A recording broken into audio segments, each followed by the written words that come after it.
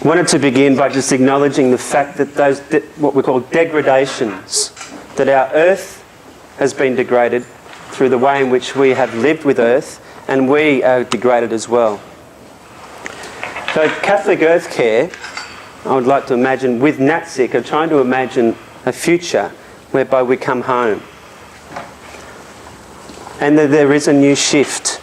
There is a consciousness about we need to be better stewards. And we need to connect into the wisdom that your people, your culture, your spirituality is so at home with. And that's a journey that Earthcare acknowledge that needs to happen hand in hand with you.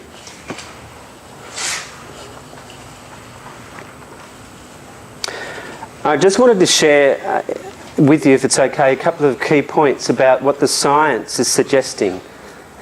In this year, the World Watch Institute released the most recent figures and statistics, very briefly. The equivalent of 112 Empire State Buildings are extracted from Earth every day.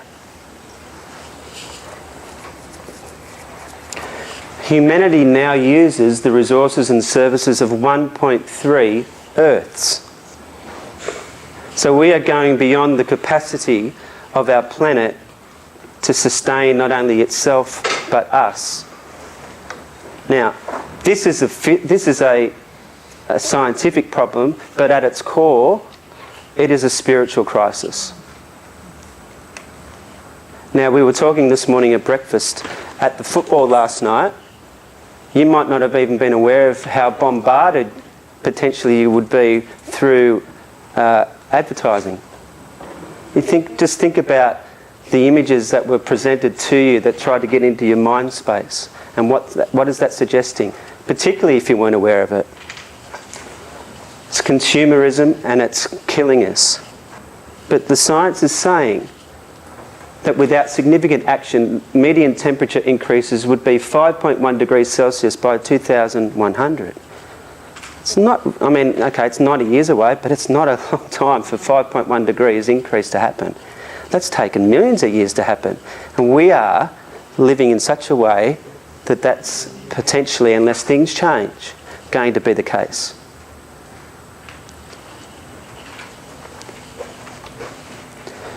And significant sea level rise. And the Torres Strait, I think it was last year, that low-lying land, and you can see the devastation of king tides. This now becomes a social justice issue, not only on the impact of climate refugees, but if you look at the fact that the people who have caused this devastation are the people who aren't being impacted on necessarily. I mean, we suffer, but the people who are suffering the most are the people from places that have not contributed through their lifestyle to the issue. On Australia's northern frontier, just 4 kilometres off the coast of Papua New Guinea, are the low mud islands of Boigu and Saibai. This is what they looked like in January, when a king tide combined with a minor tidal surge from a distant Category 1 cyclone. Locals say it was like nothing they've seen. What we've seen in the last 10 years is totally a whole new different weather pattern in our region. Constant erosion in recent years is washing away sea walls and sacred grave sites. But while the federal government has committed $150 million to help Pacific nations adjust to climate change, requests for $22 million to help the Torres Strait have fallen on deaf ears. A little further south, coral islands like Warraba are also threatened. Locals have done what they can to build makeshift sea walls. Now rumours are circulating that the government has given up on these islands and is secretly preparing for a forced relocation. It makes the people think that the government wants us to relocate. The people of the low-lying Torres Strait Islands are understandably worried about their future, but there's an aspect to this story which may worry the rest of Australia as well. Just to the north of here are the vast lowlands of Papua New Guinea's western province, and there are fears that if sea levels rise, the people who live there may not flee to their undeveloped highlands. There is a huge issue that can lead to a lot of national crisis that will happen for our country. The islands are now bracing for the next king tides, which will come in January. Jeff Waters, ABC News, Torres Strait. If we have the 5.1 degrees increase, then things like the Amazon forest will become savanna. Look, this is incredible stuff. Coral reefs will die, most of the world's vulnerable fisheries will collapse. And it doesn't take long then to think if that's happening, and those cultures that rely on that natural ecosystem for food, and then you have all these what we call resource wars, it all feeds into each other. And potentially by the year 2050, 40 years' time, 1 billion refugees as a result. Now you might be thinking, hang on, what's this got to do with me? It's got everything to do with us. Because globalisation has presented, I think, many negatives, but it also provides great hope and great opportunities that we are connected more than we ever have been. But what are we going to do? If everyone lived like Americans, the Earth could sustain only 1.4 billion people. Now, I think from last I heard there's about 6 billion or something. You know, so we are way beyond our capacity. And Lunig, I love learning. He says, if you just want to read, I'll read it out to you because it might be a little bit small print, but it says, there is more stuff in the world than ever before. Stuff you can touch, stuff you can think, stuff you can use and consume, stuff you can know with all your senses. The growth of stuff is out of control. It is now being created by means of an unstoppable exponential chain reaction.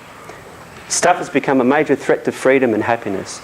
It destroys nature and peace. It steals time and space. It fouls beauty. It is relentless, virulent, invasive and addictive. Stuff makes us exhausted and mad. There is too much stuff. The following common statements can be taken very seriously. I'm stuffed. And the world is stuffed. So what do? This story has always been present, except we have been what Tom Berry would say, autistic to the world. Autistic being not connected, not aware. And so Pope John Paul famously, I say famously because it's the mandate of Catholic Earthcare, we must stimulate and sustain the ecological conversion, that your heart and mind shifts so that you become aware of those bombarding commercials, so that you do look after your brother who's in the islands and the Pacific, who's suffering. And I will be conscious of how I use energy. I will now take a group of people to church in the minibus and everybody else I can fit on. I mean, these decisions that you are making are the decisions that we need to make on behalf of our future generations. Everybody plays a part in this issue. Elizabeth Johnson says this, that, and the Indigenous spirituality, I believe, and forgive me if I'm not saying this correctly, a strong sense of Mother Earth, and that all creatures and siblings are from the same womb, the brood of one mother of the universe who dwells in bright darkness. In her, as once literally in our own mother, we live and move and have our being. So the damage we do to Earth, we are doing to our own mother, that gives us life. And it's not only a physical degradation that happens, it's spiritual.